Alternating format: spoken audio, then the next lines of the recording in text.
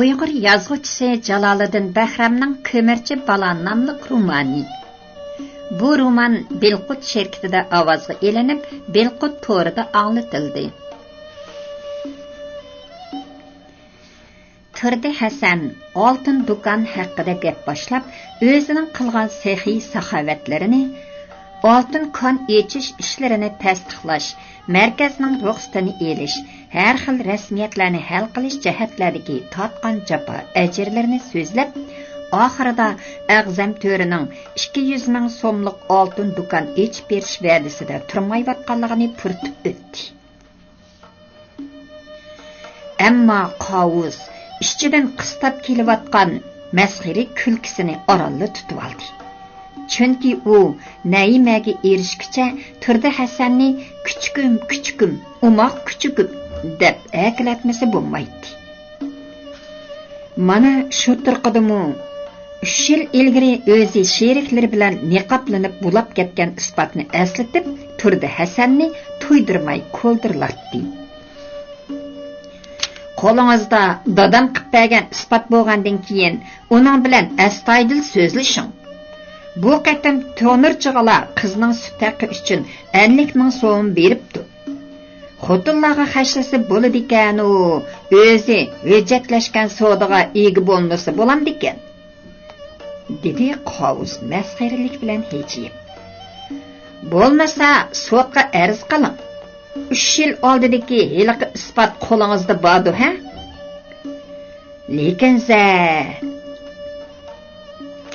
Lekin deysiz bu boyvatcha. Umid oz demoqchiman.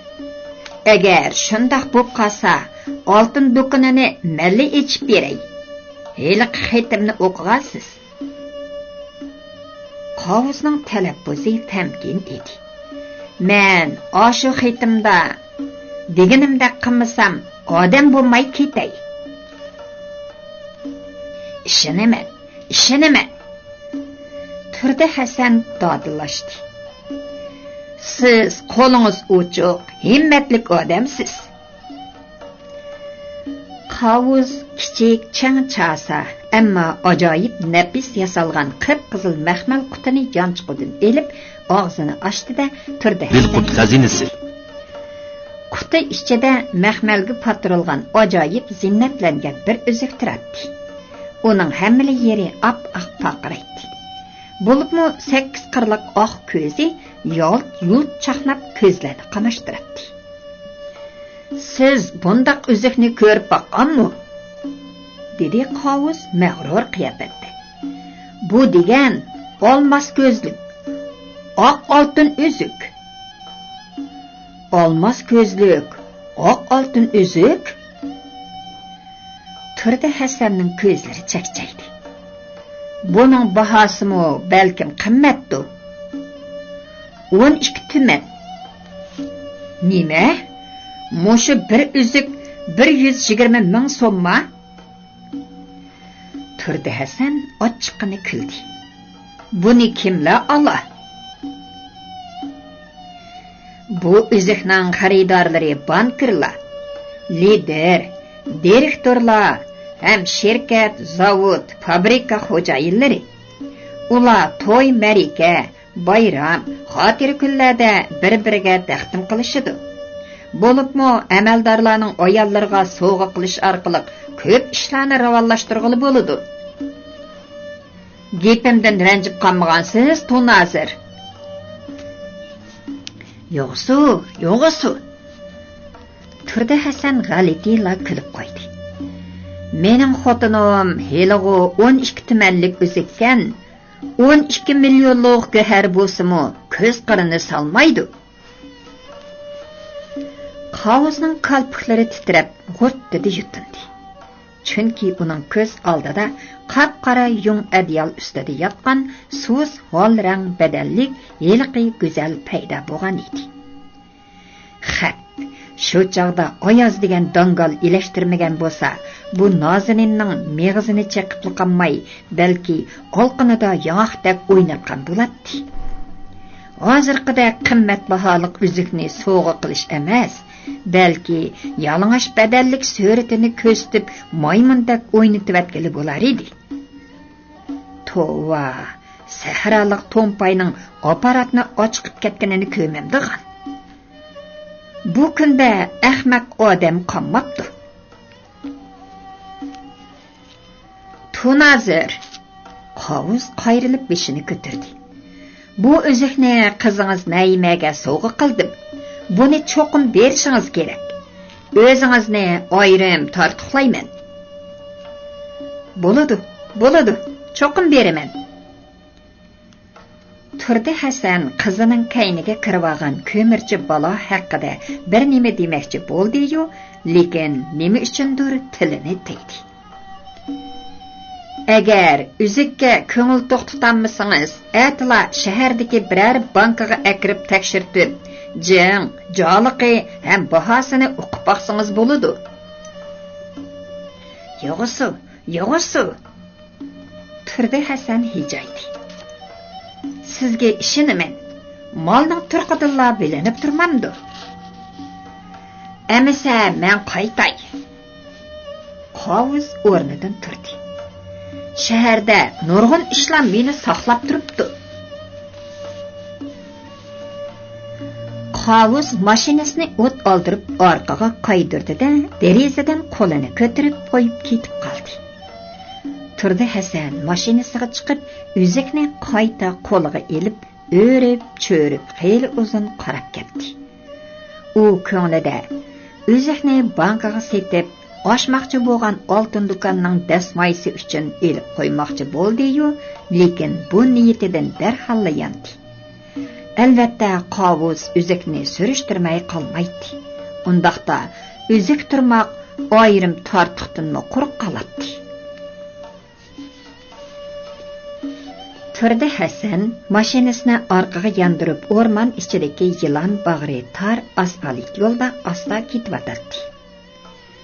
Iran daryosining agri-bugri eqinlarini bo'ylab yuqoriga o'rlagan seri qizil yo'pirmoqliq Iran o'rmonligi xuddi bo'yoqchining to'nlari o'rilib ketgandek ko'k, yeshil, qizil, seriq, oq, binafsha ranglarga o'zgarib, bo'lakchili uzlashib o'sniga to'ladi.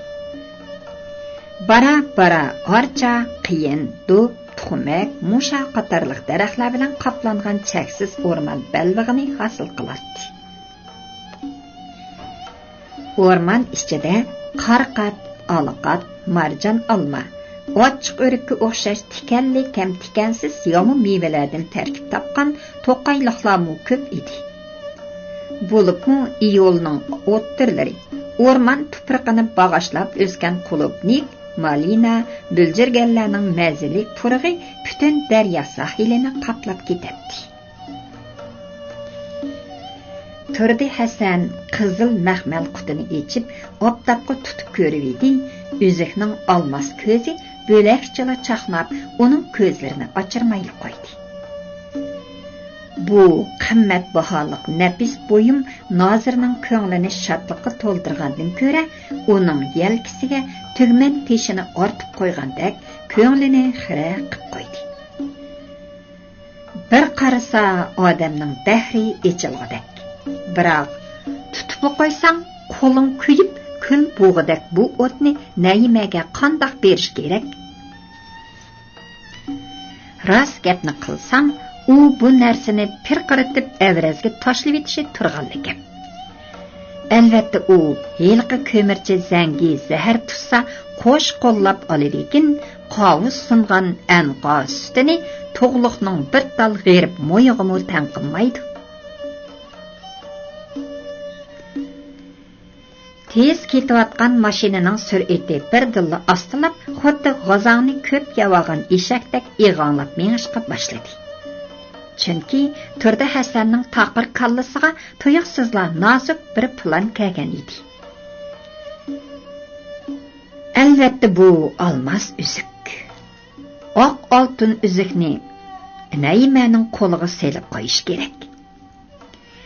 U osmoqchilab so'rab qolsa, "Qizim, o'zimni ya, sapqini so'rama" degan gap bor-ku.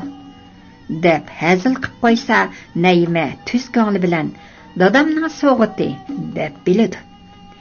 Ammo bu uzukni yetmaydi deb kim aytalaydi?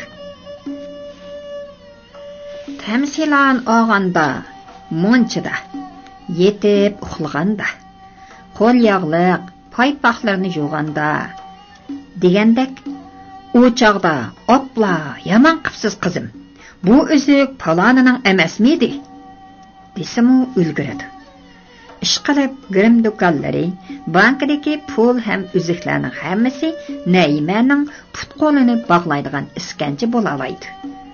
Lekin heliqi qora ko'sayni qandoq qilganda o'z mayli bilan tazdirgili bo'lar. Texi turdi nozirning beshig'i dassa, kechalari dochiga kelyapsa. Oyoz degan xumsi ularga yeshil chiroq yiqib solamchilik qilib bersa, kim biladi? Xol aymu ularning dumboqchisi-mu texi.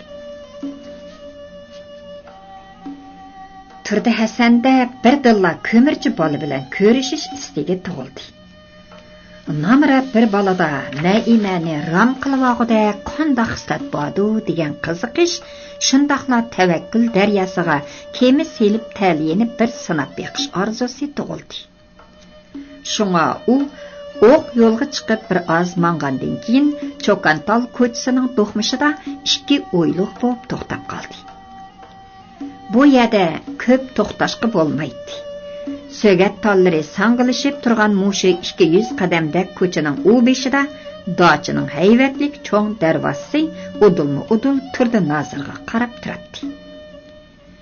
Albatta qo'rodin Xalay, Oyoz, Naima, oyat bularning birarsi chiqib qelish ehtimoli bor edi. Yana bir tarafdan uning shaytini mashinaga mayni berib bir o'tqazsang tor suvga bir osh pishimga qolmay yetib borsan, to'g'liq bilan sodalashqin. U divona pulni ko'rsa, elg'u Naima ekan, jannatning hurlarini mu tashlaydi deb deydayga salatdi. Turdi Hasan mashinasini o't oldirib, oldiga 30 qadamcha mangmayla chaqla go'ya mang'isi kelmagandek xo'shaqmay o'ylanib yo'l chetida to'xtab qoldi.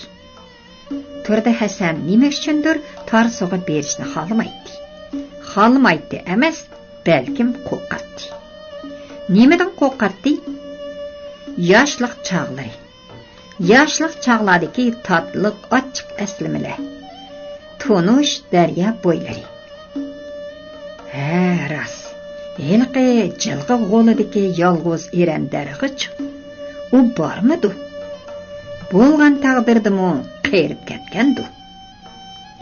Uning ostidagi yumshoq misillar balkim har yili o'sib chiqadigandir. Xayriyat, ana shundoq untulg'usiz xotirlarning qayta esga tushishidan yuragi sirqiraydi. Darvaqa jilg'i g'o'lidagi yolg'iz eran naganda turdi Hasanning tushida ayon bo'ladi. Yumshoq misilg'i cho'kib yotgan bir qiz bo'lsa, yigitning so'l quloqining ostidagi bodamda qizil xolni silg'inicha qizil gulga o'xshaydi ekan, deydi.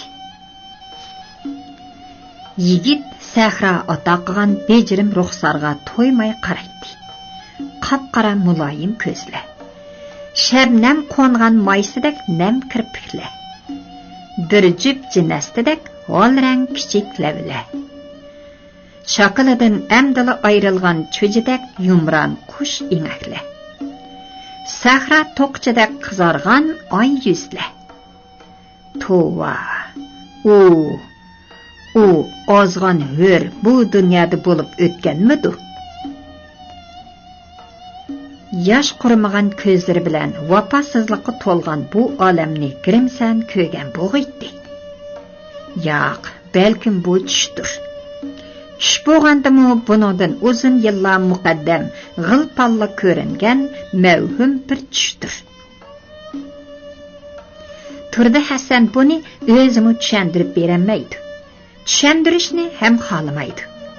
Bu sir uning qop-qorong'u qalb hafsalariga band qilib bog'langan. u bu sirri mahkumni əslashdanmı qo'rqdi. Shunga uningga selingan qulub, hatto vijdon qasrlarining quvuqlarimi dodlashib ketgan. Kabinki ichida tunjiqib o'ltirgan turdi Hasan, uyan o'yla, buyan o'yla, oxiri To'g'liqni Ayoz orqali chaqirtib kelmoqchi bo'ldi. Lekin bu o'ydan shu hamalni yondi. Chunki Ayozga ishongili bo'lmaydi. U darhalla Xal'ayga yetkizsa, Xal'ay Naimaga xabar qiladi. Shunga Tarsuga o'zi berishi kerak. Borgandimu kent ichiga kirmay, heliqi ismi nima edi? To'g'ri.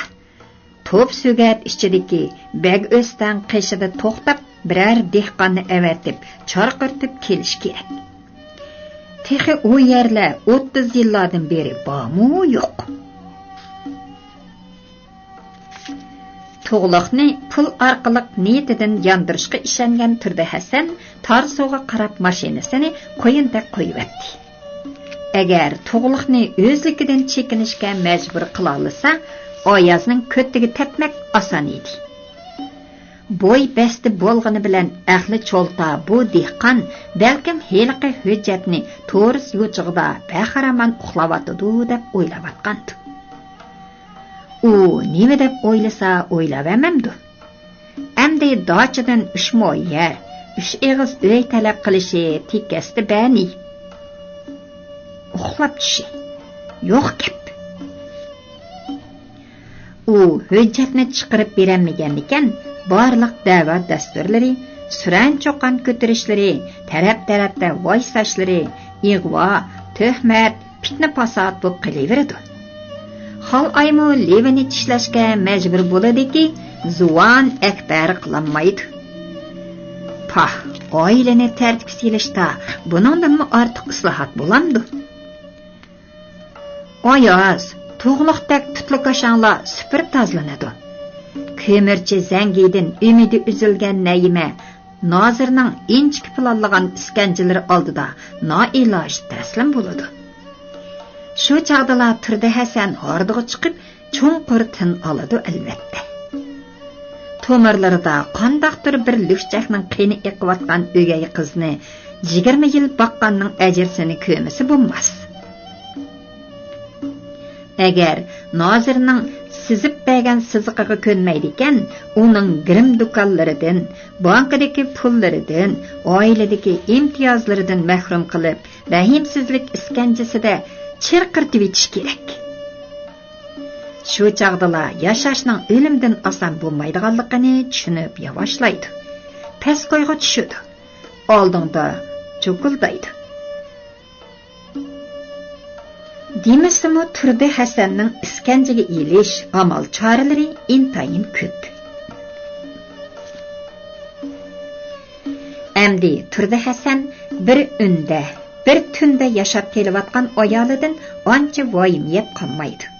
Bu chaqcha erining ko'ziga qarab, olqiniga talmirib kelgan Xal'ay hashamatlik turmushdan ayrilib qolishga ko'zi qiyarmi? Mumkin emas. Adnasi necha yillardan beri ayollik, rizqi nesivisi, gimu erishamagan bu notvan biror qitim eriga qosh ko'tirib qarab baqqani yo'q-ku. Agar qisir kiyikdek chopchib turgan mushu yoshlik cho'qonlar mundaq baxtsizlikka duch kelsa, bir cho'gin suv ishlatmagili muncha yillar bo'ldi. 2 ayol bir uyga kirib qopdimiz. Belining ostiga suyoqash bormagan degandek hayosiz gaplar bilan erining yuzini toplama tezak qilib etar. Darvaqa Xal'ayni kechikka kirgizmak paypoqning jipini sug'urgandek oson. Xayollar tugichiga chirmilib qolgan turdi Hasan Tarsu kentiga kirib qolganligini sezmay qoldi. Shunga mashinasining sur'atini ostiltib atrofga qarab mandi. Ammo kent ichiga xeyli ishkirlab kirib ketgachga mashinasini orqaga yondirdi. Shundaqdimi bek o'stan ko'rinmadi. U mo'stalnigan joyda bir qancha deb so'gat emas, qo'yuq bir o'rmon paydo bo'lib qolgan edi. Uning ichidan sharqirgan bir ovoz kelayotdi. Turdi Hasan o'rmon ichiga kirib, hayol bo'lmayla yenib chiqdi. Chunki u nishonlagan joyni topgan edi. "Voy, ukamoy!" Turdi Hasan ketman ko'tarib ketayotgan yosh bolaga yaqinlashdi. "Mushu kentdagi To'g'liq degan bolani to'nimsiz?" "Dadasi kim bo'ladi ekan?" dedi yosh dehqon ketmanini yerga qo'yib. "Tarsoda cho'ng kichik bo'lib 3 to'g'liq bor. Dadasining ismini bilmayman, lekin xolt ko'mir sotadi." "Ha, bildim, to'g'liq kamkanda. O'zi egiz, gavdilik, ko'kraklari kang, chasi yuzlik, qomlashgan yigitdi." Shu. Turdi Hasan ichida qomlashqani qursin deb xo'dishdi. "Naqshu, uni mashaga chaqirib bera olamsiz?" "Chatoq yo'q." Yosh dehqon parqirab turgan mashinaga Turdi Hasanga zan soldi. "Deb qo'ysam birdamlar bilan yetib keladi." Dehqon yigit ketib qoldi. Turdi Hasan so'gat o'rmonligiga kirib, Bag'iston shoqiratmasining to'smasida o'ltirdi. Ikki qasniqani yalpoz, yovubida til qanot qoplab ketgan bu o'stan 30 yil ilgari ana shunday tip-tinchsiz oqatdi. Onundan bir xil yalpoz bilan aman purg'a kelib turadi. Bir qarasang hech qancha o'zgarish bo'lmagandek edi. Shundaqdimi, u chaqdagi it beliqlari sakrashib o'ynaydigan yog'och ko'rkram hozir simot ozmig'i o'zgarib, bir necha tub do'ng'oq so'gat ko'chdi, olqanda kun nuri tushmaydigan qalin o'rmonlik bo'lib ketgan edi. O'rmonning past tarafidagi tugman burunqidaqlar bir qut xazinasi. Uning o'gisida paloqlari ajirgan choqpalak, sunuq xampa, yana qandaqdu qog'chiragan jihozlar dövilinib yotadi. Bir chog'larda suvga taqoq salg'ini kelgan tugmanchi yoki ügüt deyitgan dehqonlar mushu ko'rkiramga to'g'ri qo'yilgan yog'ochdan u yoqdan bu yoqqa o'tishadi. Aydin kechalarda bu yerlar to'limi jimjit salqinlikqa cho'mib, tugmanning gurkirishidan bo'lak hech nima anglanmaydi.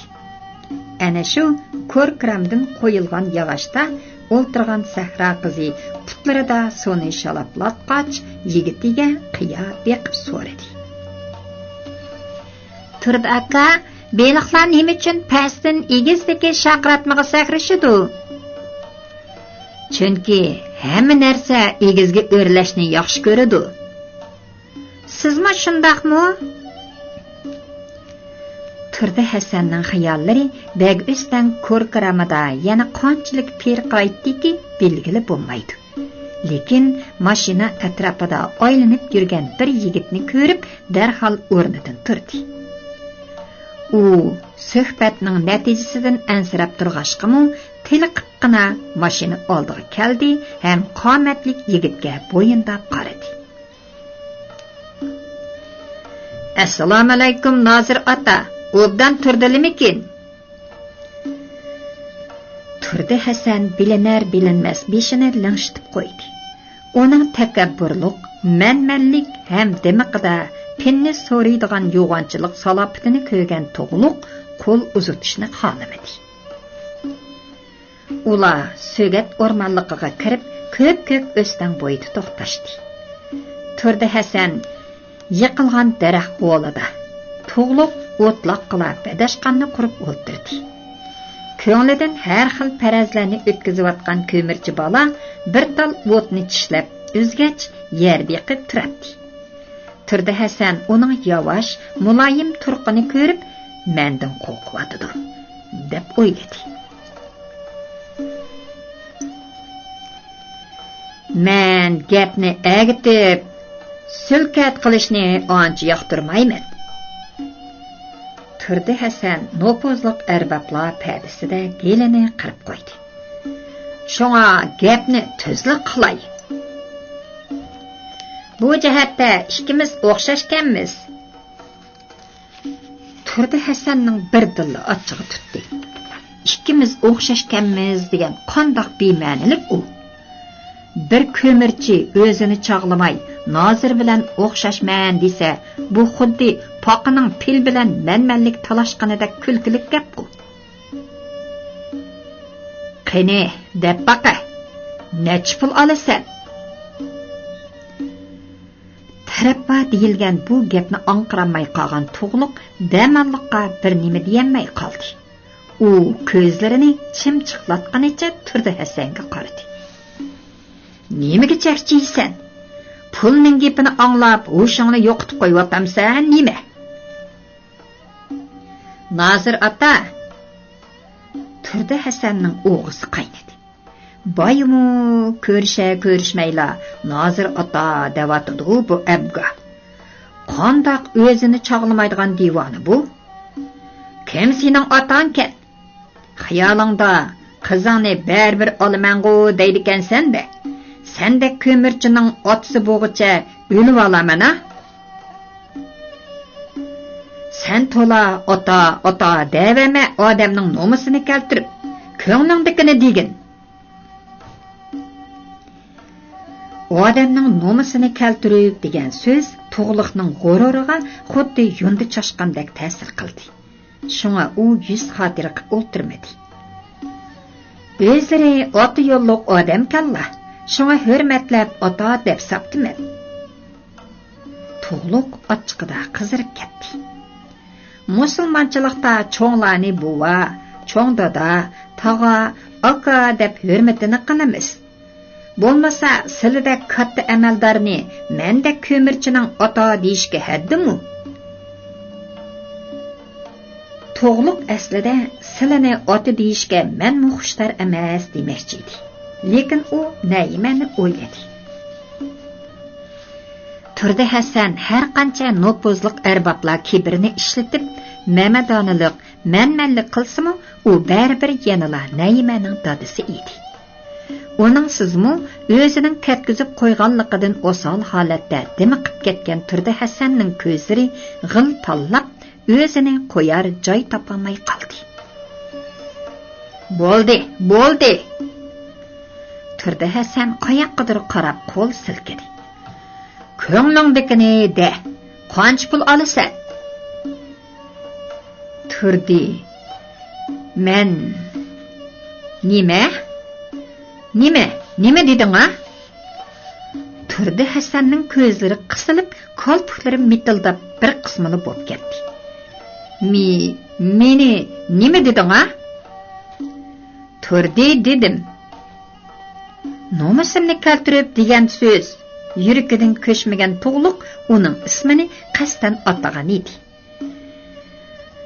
Nozir ota deganga ochiqlab qolgan yerda aka desam, yana silini xopib qo'ygadakman.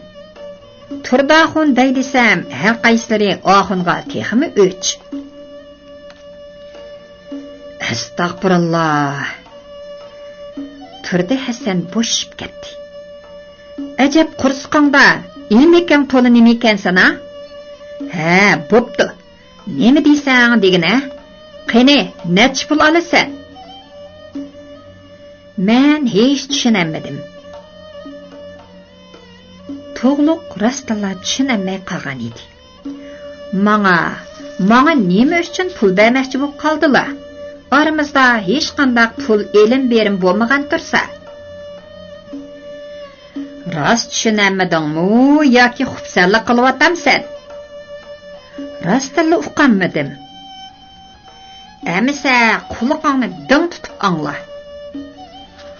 Turdi Hasanning ko'zlari olaydi. Men sana 10 mingni, bo'pti, 15 mingni beray. Birli shart Naimadan uzil-kesil umidingni uzisan. Tug'luq garangli bo'lib qoldi. Oldida turgan bu odam rostdan Nozirmidi? O'lkada eng muhim xizmatlarni zimmasiga olgan, davlatning muhim hujjatlarini ko'rib, xilma-xil murakkab masalalarni hal qilib, yo'l yo'riq berib turadigan, avomning mushkulotlarini osonlashtirib, ularning ma'ar yo'llariga sho'li chachadigan, qonun nizamlarni tuzaydigan siyosiyonga hech o'xshamay turdi-ku u. U nimancha cho'pay. Oddiy bir ko'murchining ko'nglini pulga setib olmoqchi bo'layotgani qiziq. To'g'liq turdi Hasanning uzun chor choshlar to'lg'ishib turgan taqir cho'qqisiga jiyaklarini qat-qat qo'riq bosgan, yotma qapoqlariga salpiyib tushgan ikki ingikiga quloq ostidagi bodamdek qizil xoliga bir hozat tikildi. Dilqut xazinasi. Demang ichingga tushib ketdi-ku, dedi turdi Hasan ko'zlarini yo'g'on ichib. Bundaq ko'p pulni tutish emas, ko'ribmi baxmagansan. Ammo shu narsa esingda bo'lsinki, ikkimizning o'ttirsidagi bu kelishim mangu maxfiy bo'ladi. Shundaqla nayimaga o'zlikingdan ikkimiz bir-birimizga mos kelmaydiganmiz deb gapni uzaysan. Chilonliqqa ikkinchilab qadam bosmaysan. Agar men unda qilmasam-chu, nima? Pulni oz ko'rvatamsan? Sizlar pulni shuncha cho'ng bilamdilar? Bu nima deganing? Qaraganda xo'rikkan xaylili yo'g'on nimada qilasan? Turdi Hasan bo'lsa To'g'liqning cho'ng ko'zlariga tikildi. Men sana pul bermaymi, seni naymadan tazdiralayman. Ondaqda nima uchun menga pul bermoqchi bo'lib qoldilar? To'g'liqning qo'shimlari turildi. Sizlar qizlarining mendan kashmaydiganligini bilgachga meni setib olmoqchi bo'ldilar. Lekin shuni deb qo'yay. O'zim ko'murchi yigit bo'lsam-mu, menga ko'ngil bergan qizga xoyillik qilishni yurakim ikkili dunyo ko'tamaydi. Qara, yigit, holingga beqib so'zla. Osmonga maqqaqadigan yo'g'onchilik sana yarashmaydi. Turdi Hasan qo'lini shiltidi. Sana kim qo'yibdi? Bir nozirning qizining oqisidan qo'g'lishni. Qo'g'ilgan taqdirangdimi bu ish o'qtamisiga kelarmi? Sen nada, qiz nada? Bu bir kulkuli komediya-ku. Agar vaqtida ho'shingni yig'ib, etangning tizginini tortmasang, bu komediya muqarrarki tragediyaga aylanadi. O'ttir maktabda o'qiyotgan chog'larimda muallim turmushda komediya tusini olgan ba'zi ishlar oqibatda tragediya bilan oxirlashadi degan edi. To'g'liq ifodasizlar kulib qo'ydi. Sizlarning selayotgan qo'rqoqlarini anglagandan keyin bu so'zning tegiga yetganda bo'ldim. Qo'llarida huquq, imtiyoz kaltiki bo'lgandan keyin meni so'lamlar, otamlar mana oldinlarda turibdiman. Biroq pullarini olmayman. Turdi Hasan To'g'liqning qog'i paydak to'm qora qoshlariga, ro'shan chaqnab turgan cho'ng ko'zlariga, qirliq burniga, to'mirlari ko'p-ko'p bo'lib chiqqan bo'yinlarga, qisqasi marmar toshdan o'yilgan haykaldek mazmut ham nurona simasiga qaraganicha, "Tova, mau ko'murchini ko'r. Munozirada meni to'sib qo'ygadak. Aql farosat nadin kelgan buningga? Qora tilini ochiqligini. Bir gapi zig', bir gapi miqu bu zangining." deganlarni ko'nglidan o'tkazdi. U buningdan battar lat bo'p qolmay dedimi, aytavur o'rnidan turdi. Biroq yetib qolguncha etib qol degandek To'g'liqni oxirgi qitim yana bir chekib ko'rmoqchi bo'ldi. "Biz to'la datalash qilmayli", dedi turdi Hasan yer yiqib turgan To'g'liqqa qarab. "Men sana 20 ming so'm beray. Endi u bo'lgandi. Sen bu pulga uy solamsan, xotin olamsan, ot harbi setib olamsan. Bu o'zingning mayli. Ammo bu omadni qo'ldan berib qo'ygan odamni ancha aqlliq degili bo'lmaydi." "Tu nazir, Men özürdek rəhbərlərini Asiyadi avam xalqı boludu deb bəkmi çoğ biletdim. Biroq özləri pul deb turdi ekanlar. Tuğluq xijillik ilkida aramla so'zlayotdi. Biz dehqonlar qursiqimiz och, uchimiz yelin yupun qalmasala shukri qanoat qilamiz. Hargiz pul, yana pul demaymiz. Sizlar pulni shuncha cho'ng bilgankanlar, men 8 mo yerimni, ot harvamni, o'ylaramlarimni, hatto qo'y kaptarlarimni setib, pulning hammasini beray. Nəyiməni tənlik sanmağan bolsunları. Turdi Hasan Tuğluqqa başdan ayaq çəkciyib bir qarab etgəndən kin tfi deb yəgi tükədi. Ondan long çamdab ormandan çıxdı. Onun kelangsiz bəsti sus titrəvatatdi. Texi beşini kabinki üstüge uruverib nimadur deb o'donşidi. Mashinani o't aldırıb Janға қайыватқанда kabinka derisidan "Sen yotqanға qarab putsunmaqın kerak edi. Keyingi kunlarda pushayman qilib ulgurmaysan" deb xirqiradi-da ketib qoldi. Santana sahra yo'lida o'y katanglarga qaramay chapmoqda edi. Xuddi bozorga oldirgan o'tinchi qiha quta deb ishkini hadab qamchilig'inidek Turdi Hasan mu mayni to'xtamay berib ochiqini mashinadan olmoqda edi. Demasam shu kamgacha birarsi uning gapini ilik olmaydigan, takallashadigan yoki gapda to'sab qo'yadigan ishlar bo'lib baxmagan. Oddiysi hech kim oldida to'g'ri turolmaydi. Qara mavshumni, xat ko'zingga ko'rsatmasam, sen degan tuxumning ichida cho'kildavatgan bir chuja. Turdi nozir bo'lsa, osmonda parvoz qilayotgan bir burkut. Sen uning o'tkir tirnoqliq panjalarining ta'mini tetib ko'magicha sut uyqungda uxlaverdigan o'xshaysan. Biroq nozir sana qo'l selib o'zini bulg'amaydi. Eng atli chora qovus betbashar orqali tovonga tayandirib odam bo'lg'iniga ming tovi qilasan. Turdi Hasanning to'xtamay lipildavatgan so'ng'oqlari, g'ulchirlavatgan tishlari bir dilla to'xtab, mashinani yo'l chetiga tortdi. Chunki yonfon tuyuqsizla sayrab ketgan edi. "Vay, va alaykum, qani kotibma?" "Bu men, men bo'ladi.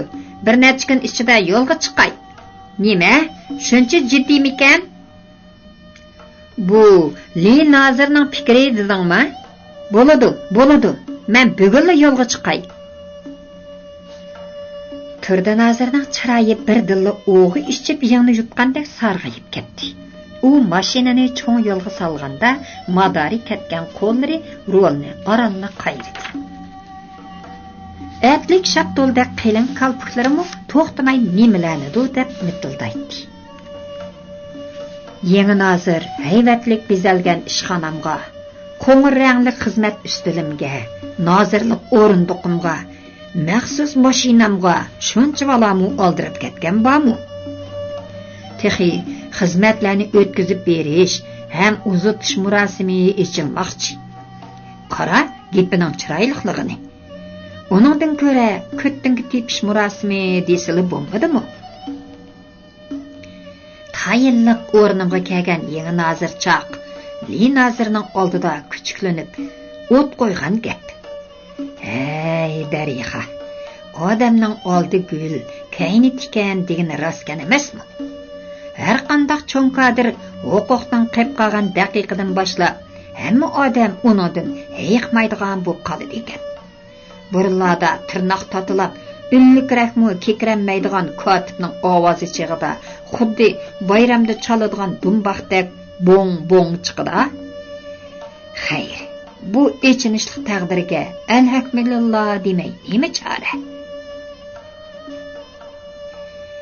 Ishchi hasratlik pig'onga to'lgan Turdi Hasan kabinka derisidan atrofga qarmoqda edi.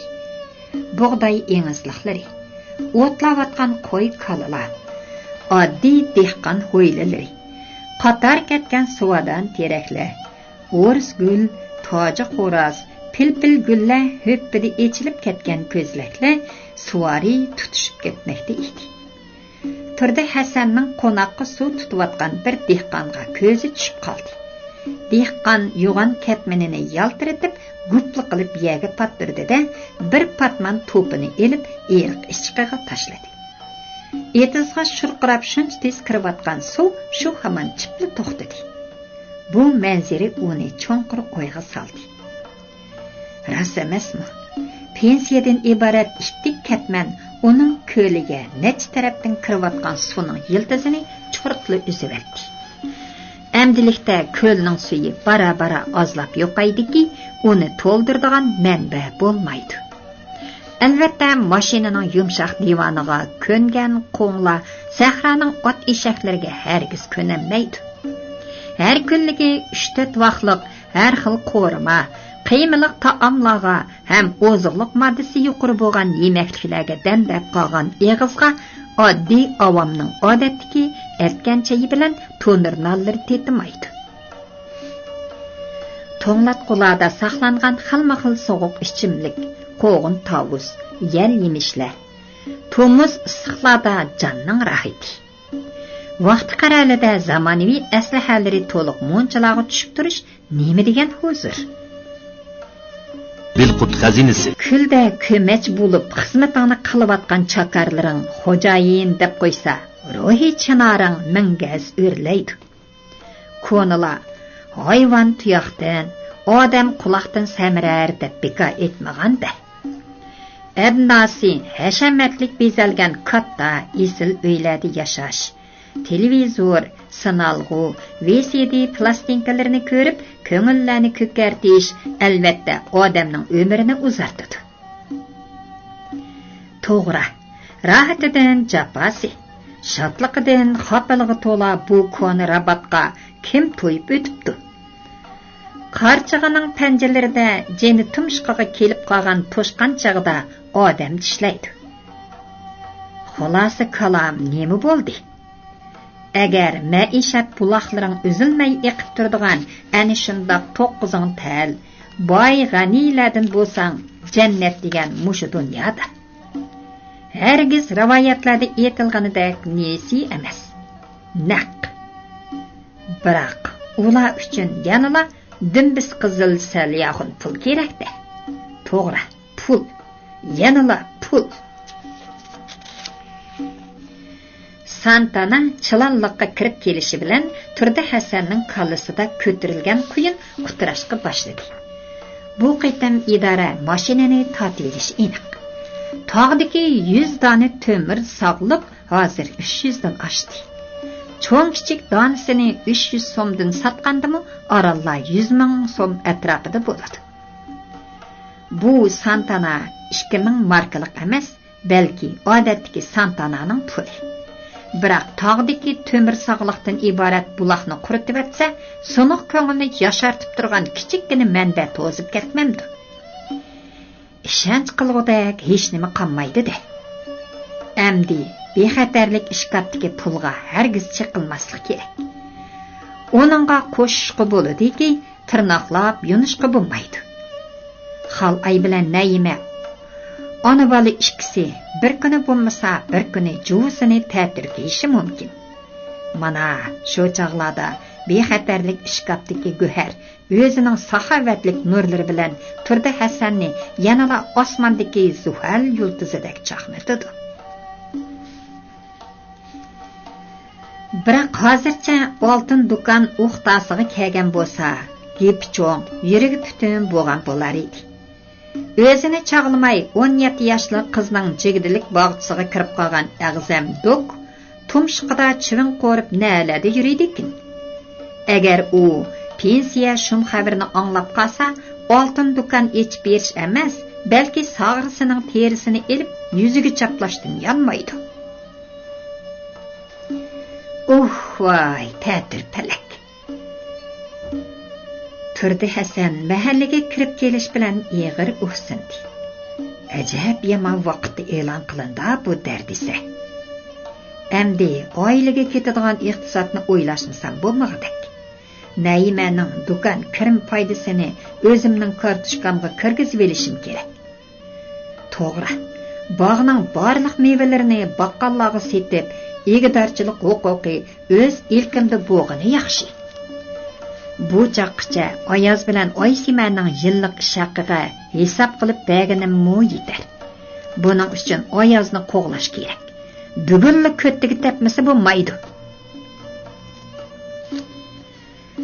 Turdi Hasan mashinaning tumshiqini darvozaga taqab, so'zib signal berishi bilanla Oyoz darhol hayal bo'lmayla darvozani cho'ng ochdi.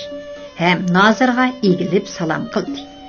Ammo Turdi Hasan uningga qarab qo'ymay, Santanani rangli chaqchuq yeytilgan yo'ldan aylantirib, mashina uyi oldidagi Simon saynaga to'xtatdi.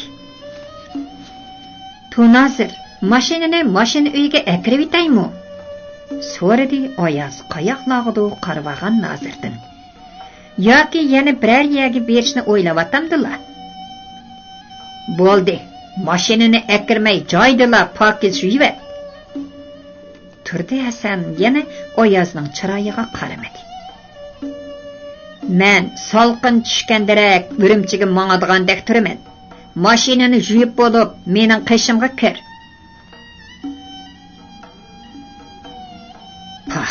"Xol ay nima degan ho'shyor ayol?"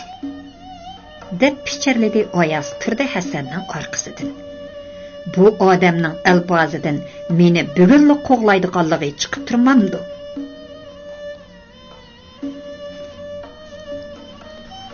Belqut şirketida ovozga elinib Belqut to'rida anglatilayotgan Uyg'ur yozuvchisi Jalolidin Bähramnىڭ "Kömürçi, Bala" nomli romanini bugun mushagacha anglatdik.